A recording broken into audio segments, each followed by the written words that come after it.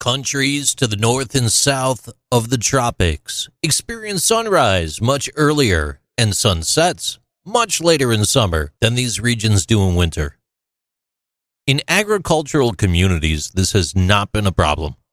People and animals simply shift their habits as the hours of daylight shifts. In countries like the UK, though, at the end of the 19th century, increasing numbers of people were working and living in towns and cities, and their daily routines were greatly driven by the clock. The movement to adopt daylight savings was launched by Mr. William Willett, a Freemason of Camden Place Lodge. He lived in Chislehurst, in the suburban district southeast of London, in the London borough of Bromley, within England.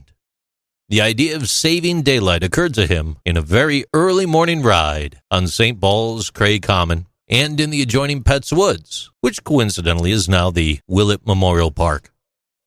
On that impactful early morning ride over the commons, he noticed that shutters and blinds were still drawn in all of the homes, well after sunrise, in spring and summer. He also noted that in the spring, evenings were dark much too early, and the warmer evenings were essentially wasted because of the clock. In 1907, Willet circulated a pamphlet to members of the UK Parliament, town councils, businesses, and other organizations. He outlined how half the year the sun shines upon the land for several hours each day while we are all asleep, and is rapidly nearing the horizon, having already passed its western limit when we reach home from work before it is over.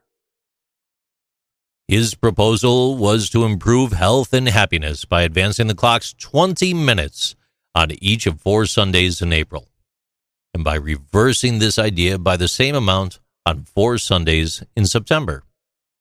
He believed it would not only improve health and happiness, but also save the country £2.5 million due to loss of earnings from making artificial light. His scheme was intensely ridiculed. It was met with considerable opposition every single where that he turned. A daylight savings bill was introduced in 1909, and it was destroyed through failure with no success. But this was before war broke out across the land.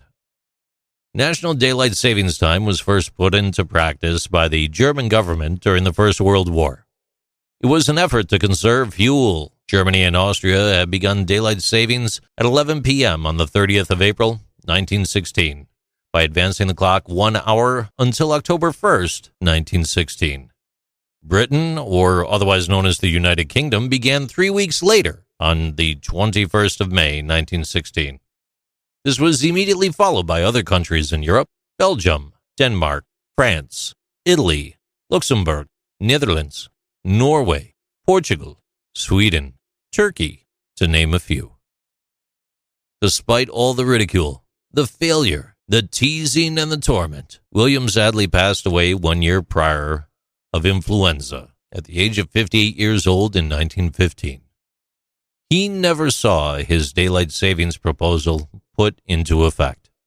In 1916, as a measure to reduce energy and increase war production, an emergency law was passed to change the clocks twice a year. This became a permanent arrangement following the passing of the 1925 Summer Time Act.